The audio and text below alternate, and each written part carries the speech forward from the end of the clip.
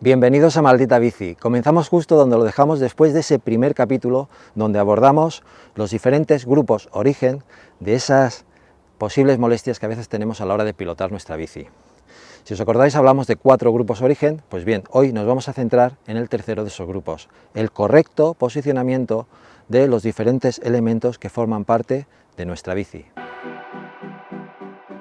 3 son las partes de nuestro cuerpo que se apoyan directamente sobre nuestra bici y que forman un triángulo perfecto.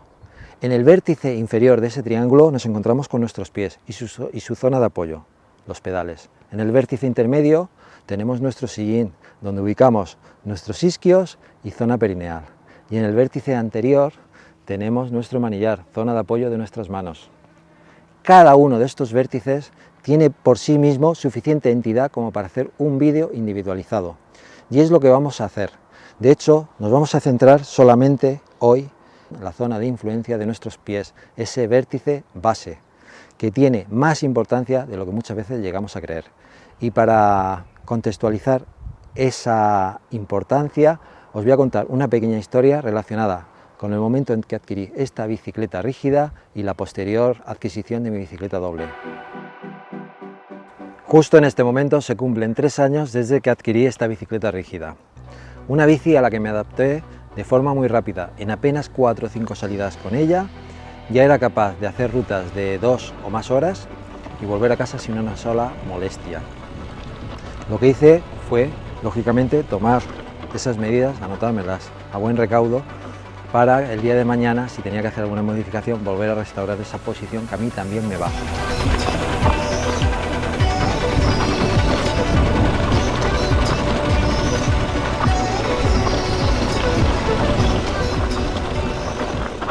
Al poco tiempo adquirí mi bicicleta doble, unos meses más tarde, y lógicamente pues hice lo que cualquiera de vosotros haríais, trasladar las medidas de mi bicicleta rígida, que también me van, a esa bicicleta doble.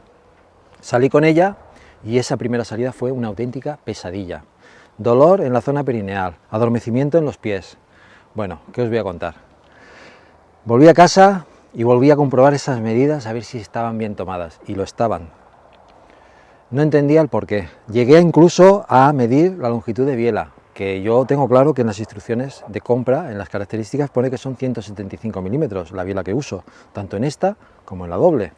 Pero dije, voy a medirlo por si hay algún error de mecanización o si se queda 1 milímetro más arriba o más abajo, que parece que no, pero 1 milímetro más arriba o más abajo de nuestro sillín se nota. Y no, correctas las dos, 175 milímetros la de mi bicicleta rígida, 175 milímetros la de mi doble.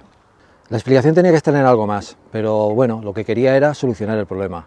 Así que al final, después de mucho darle vueltas, lo que hice fue resetear de cero la posición de mi bicicleta doble y olvidarme de las medidas que tenía mi bicicleta rígida. Encontré esa posición adecuada, volví a tomar medidas de esa posición adecuada en mi doble, que son diferentes a la de mi rígida, tengo anotadas las dos, y encontré una diferencia sustancial en esas medidas.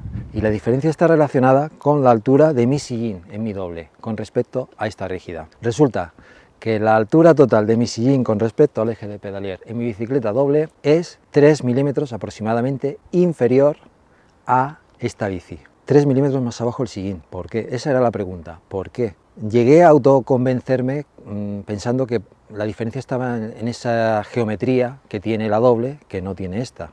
Esta es una bicicleta mucho más racing que esa bicicleta OID que tengo de 120 milímetros. Bueno, no era algo que me acababa de convencer, pero ya digo, necesitaba una explicación y la encontré ahí. Con el tiempo, y gracias a que tengo 2 bicis, pude entender finalmente el motivo de ese cambio de una bici a otra, y el motivo está, ni más ni menos, el quid de esa cuestión está en el posicionamiento base de nuestros pies. Esa área de influencia tiene un valor importantísimo a la hora de colocar la ubicación de nuestro sillín. ¿Y qué elementos de influencia tenemos en esa zona donde apoyamos nuestros pies? Pues tenemos 2. El primero, los pedales. Voy a continuar con esa historia que os estaba contando. 2 bicis. En las 2 tengo 2 juegos de pedales.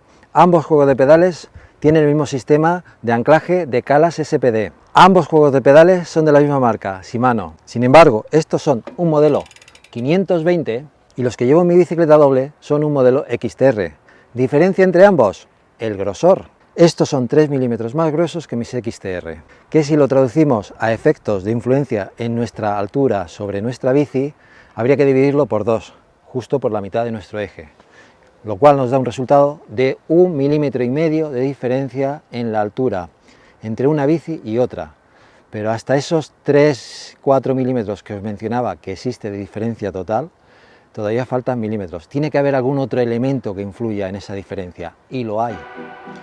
¿Sabéis cuál es ese elemento que acaba de marcar esa diferencia de altura entre una bici y otra? Pues ni más ni menos el que está entre nuestro pedal y nuestro pie, la zapatilla. Y es que dependiendo de la marca, del modelo y de la composición de la suela de nuestra zapatilla, el grosor va a variar. De hecho, yo con esta bici, y en esto soy muy metódico, con esta bici siempre uso estas zapatillas que estáis viendo, las Spiuk Aldapa con suela de fibra de vidrio, y en mi bicicleta doble uso unas Shimano XC7 con media suela de carbono. La diferencia de grosor entre el apoyo de suela de estas zapatillas con respecto a la Shimano es de 2 milímetros.